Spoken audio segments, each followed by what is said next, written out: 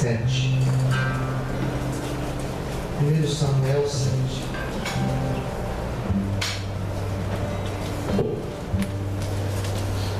Vamos ler aqui no versículo 7. 1 Samuel 7, 7.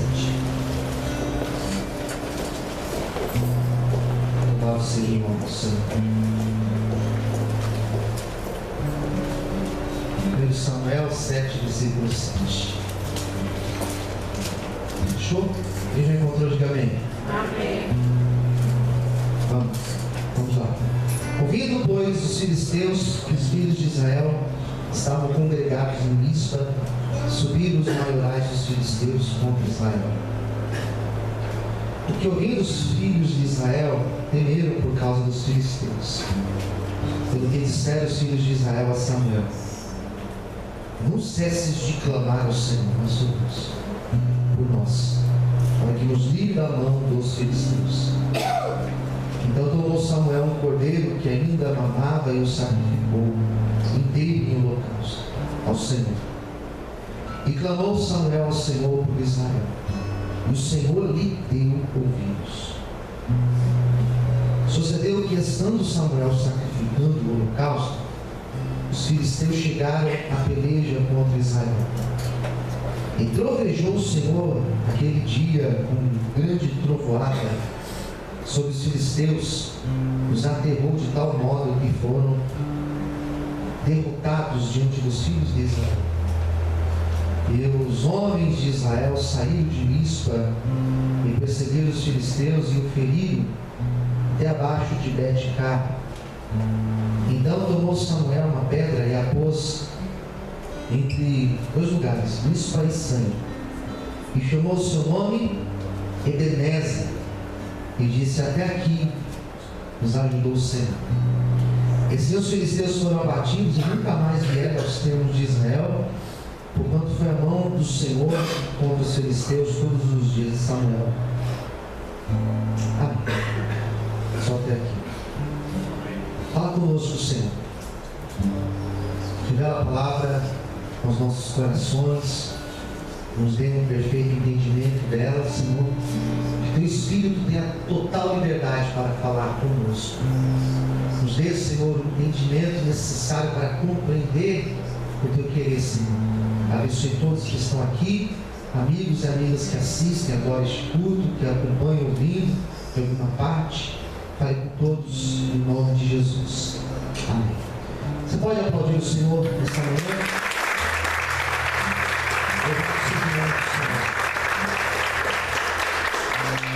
Eu me vejo na necessidade de explicar algumas coisas antes de entrar no texto.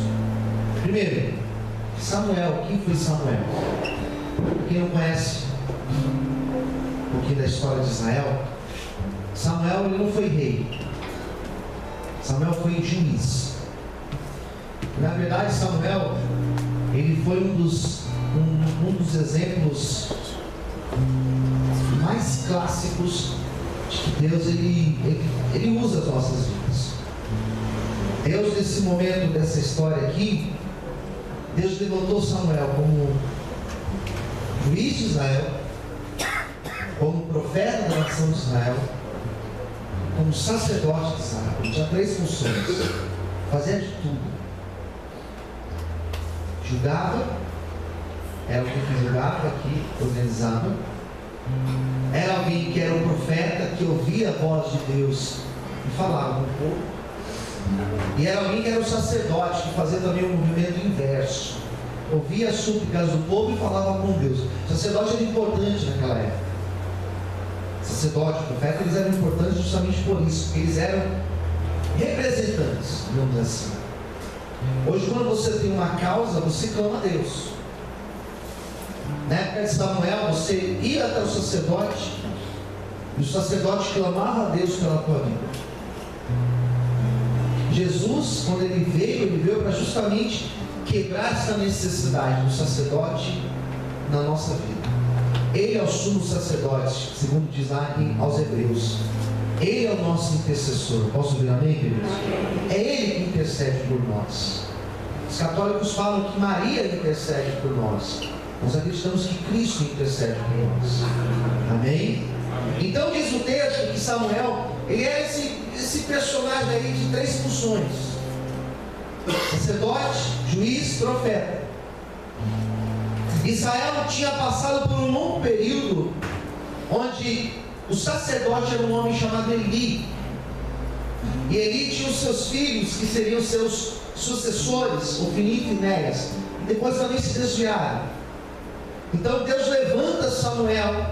Deus escolhe Samuel. Hoje o louvor falou sobre a escolha de Deus. Deus escolheu o improvável, porque Samuel era um menino. E Deus escolhe ele para ser sacerdote em Israel. Então ele começa a crescer e ele começa a exercer a função do sacerdócio, a ser um profeta para aquela nação, a julgar as causas daquele povo. E o texto vai falar que nessa época eles viviam em verdadeiros conflitos constantes. E o inimigo da época eram os filisteus. Vamos dizer, sempre teve inimigos, sempre teve pedras, impedimentos, barreiras. Aqui eram os filisteus, mas em outras épocas tinham sido os midianitas, os amorreus. Aqui, quem eram os inimigos? Filisteus. E nós sempre temos filisteus, sempre temos situações. Parece que sempre tem uma guerra, sempre tem alguma coisa. É incrível quando parece que tudo está indo bem e de repente acontece alguma coisa. Um problema que acontece financeiro. E você supera, daí vem um problema em casa. E você supera, daí vem um problema sentimental. É uma dor que surge. Parece que uma coisa vai puxando outra. Isso aí, Deus, diga amém. Eu preparava essa palavra na sexta-feira e Deus falava comigo que sempre nós teremos filisteus. A nossa guerra ela é constante. Se você começar a considerar essas guerras, você começar a desanimar, começar a desistir, começar a abandonar sonhos por causa das guerras, você não chega em lugar nenhum. Aos domingos eu tenho feito essa série de mensagens de motivação, falando sobre motivação. Não confunda a motivação com mensagens motivacional. Mas essa palavra motivação é uma palavra que Deus tem falado muito comigo. Justamente pela necessidade de continuar. Nós precisamos continuar. Quando tudo vem contra, quando tudo vem para neutralizar as nossas forças, quando tudo vem para nos impedir, mesmo assim nós temos que continuar. Mesmo assim nós temos que buscar forças em Deus. Mesmo assim nós temos que buscar a presença do Senhor, ainda que existam filisteus, ainda que existam situações adversas, ainda que existam pessoas torcendo para o nosso fracasso, para nos ver derrotados, ainda que existam pessoas tentando fechar as portas que Deus abriu para nós, ainda que existam pessoas invejosas do nosso lado, nós devemos continuar, porque Deus é maior do que os filisteus, Deus é maior do que os nossos problemas, e Deus nos ajudará a superar essas fases difíceis, amém? Você pode glorificar e aplaudir ao Senhor nessa manhã. Você glorificar a Deus. Nós precisamos entender isso. Queridos, os filisteus vieram contra, e agora? Então nós temos que lutar. Eu tenho um problema, e agora, pastor? Você tem que lutar.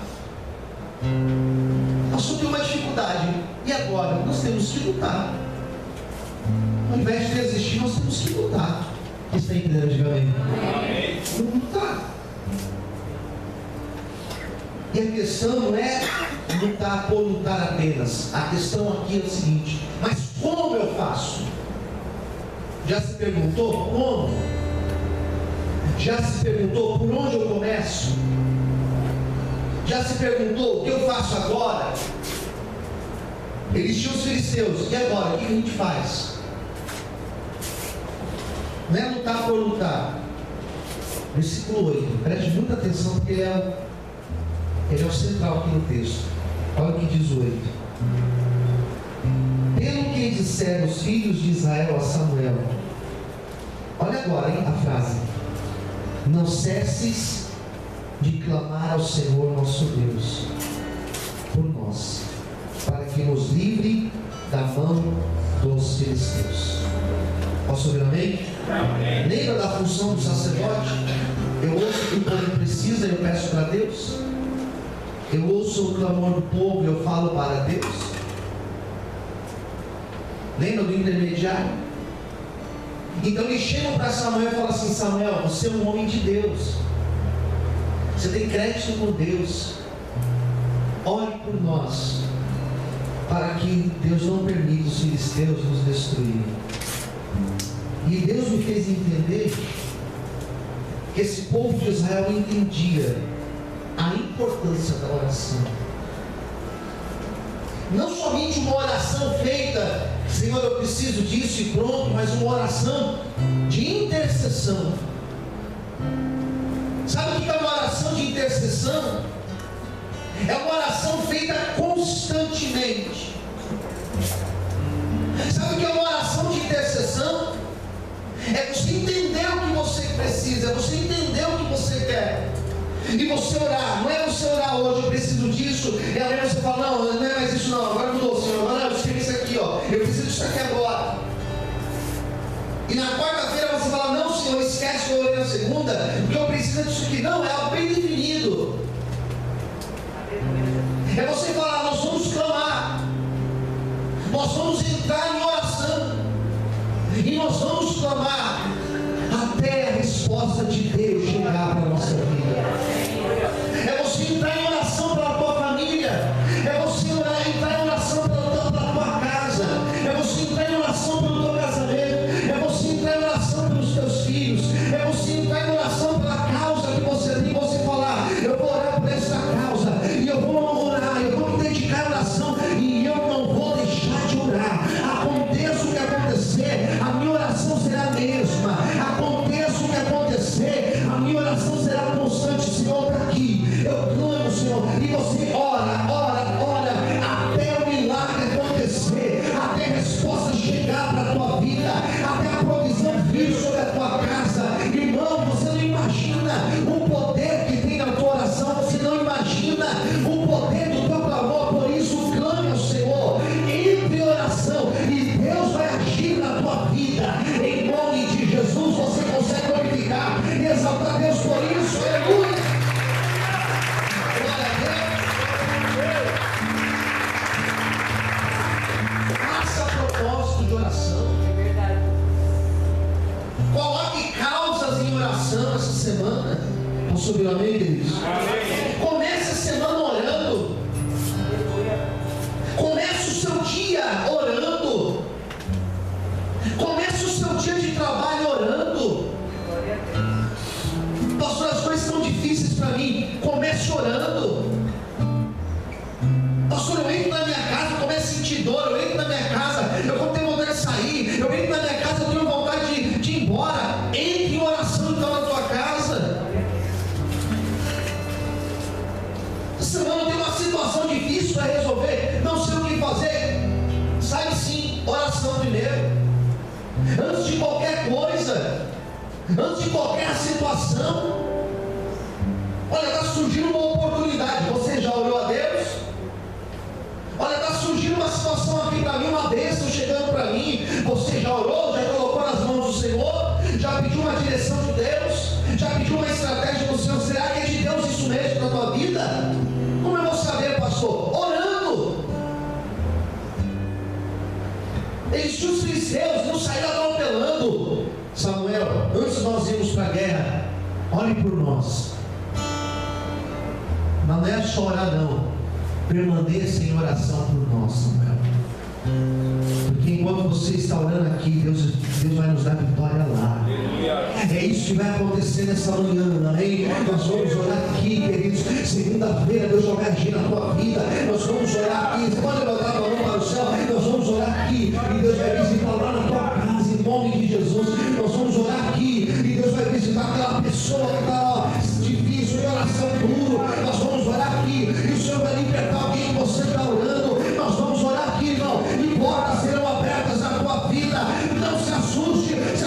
bater na tua porta trazendo algo para você, porque nós vamos orar e Deus vai agir. Você pode glorificar e exaltar o Senhor essa manhã.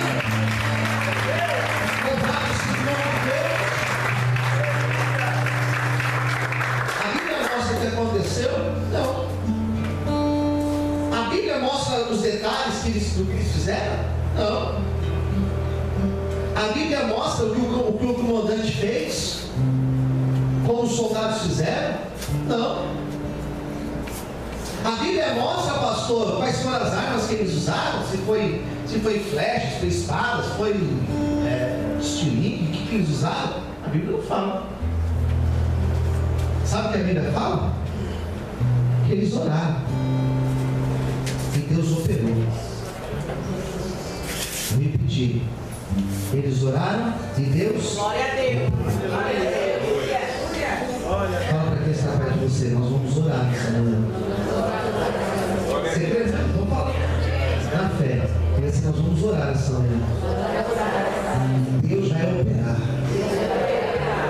nas nossas vidas. Amém. Glória a Deus. Eles oraram. Eu acho bonita a expressão que o texto usa. Eu só vi aqui, não vi em outro lugar. Não lembro de outro lugar ter essa expressão. Versículo 10. Estando Samuel sacrificando os holocaustos, os filisteus chegaram à peleja contra Israel. Você vê que não mostra mais nada, só fala isso. E diz assim, olha: e trovejou o Senhor aquele dia com grande trovoada sobre os filisteus, e os aterrou de tal modo que foram derrotados diante dos filhos de Israel. Deus trovejou. Posso ver amém? Amém. O que significa isso, pastor? Deus colocou as mãos. Deus foi a intervenção que eles precisavam.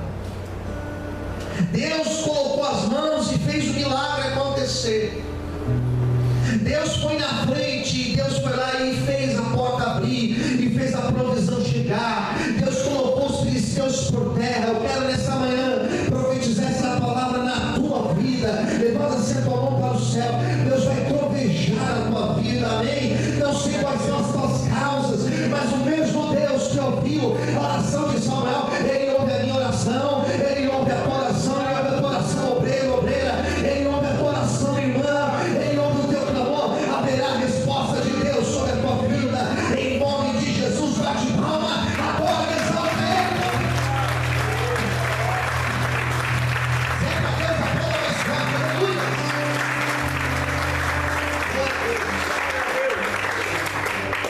Fala para quem está perto de você: Deus será a tua intervenção. Deus vai intervir. Deixa comigo. Deus foi lá na frente. Aí, quando Deus deu a vitória, Samuel se colocou no meio de duas cidades. Versículo 12, que é o tema da minha mensagem de hoje.